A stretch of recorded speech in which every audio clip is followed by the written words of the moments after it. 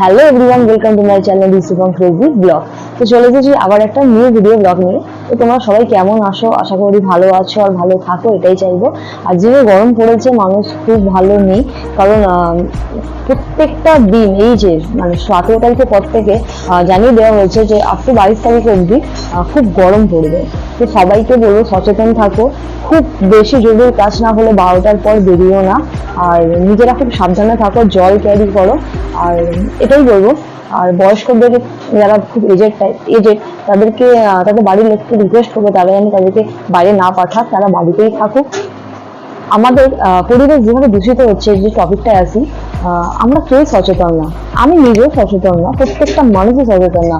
এখন তো 40 ডিগ্রি বা 42-45 ডিগ্রি ক্রস করবে, কিন্তু আগামী বিগত অনেক বছর পর যখন এটা 50-এর কাছাকাছি আসবে, তখন মানুষ কি করবে? তো এখন অনেক মানুষ এসির সাহায্য নিয়ে এসি দিয়ে কতদিন চলবে? আজ থেকে কিছু বছর পর তখন এটাও কাজে লাগবে না। আর রইলো এসি, সব মানুষের ঘরে কিন্তু এসি থাকে না, যেমন নেই অনেকের বাড়ি, আমারও নেই। তো তারা কিভাবে থাকবে? আমার ঘরেও আমার মা থাকে, মায়ের বয়স হচ্ছে।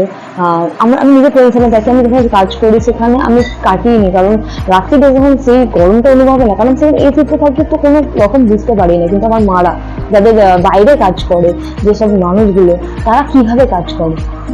আমরা তো চলো কাজ করি, যারা অফিসে কাজ করে তারা সকাল থেকে চলো কাজের মধ্যে দিয়ে কেটে গেল, কিন্তু যারা বাড়িতে থাকে এবং যারা বাইরে থাকে, বাইরে কাজ করে, তাদের পক্ষে কতটা কঠিন হয়ে যায় বলো তো।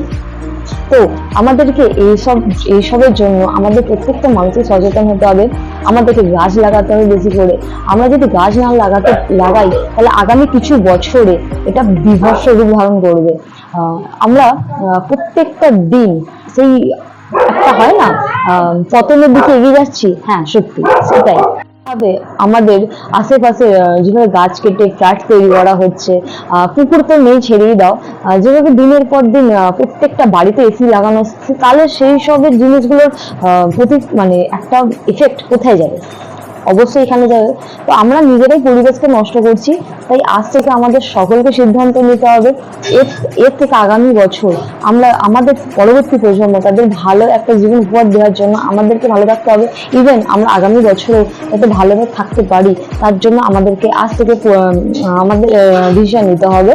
তো আমি এটাই বলতে চাই, সবাই একটু চিন্তা ভাবনা করো, আমি নিজেও করছি।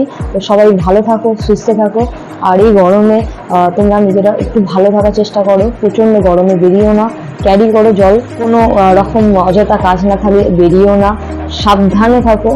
আর এখানে এই এত গরমে অনেকের স্ট্রোক হওয়ার প্রবণতাটা অনেক বেশি হতে পারে।